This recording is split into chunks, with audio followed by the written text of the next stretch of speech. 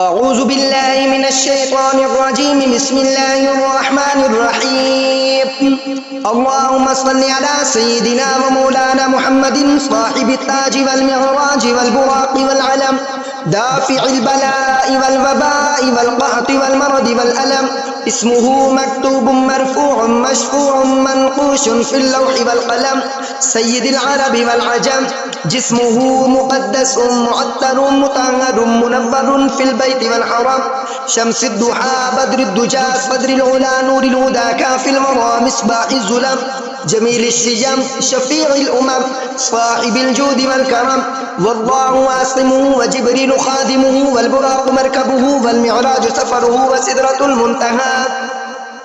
وسدرة المنتهى مقامه وقاب قوسين مطلوبه والمطلوب مقصوده والمقصود موجوده سيد المرسلين خاتم النبيين شفيع المذنبين أنيس الغريبين رحمة للعالمين راحة العاشقين مراد المشتاقين شمس العارفين سراج السالكين مصباح المقربين محب الفقراء والغرباء والمساكين سيد الثقلين نبي الحرمين إمام القبلتين وسيلتنا في الدارين صاحب قاب قوسين محبوب رب المشرقين ورب المغربين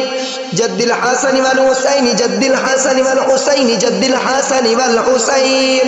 مولانا ومولى الثقلين أبي القاسم محمد بن عبد الله نور من نور الله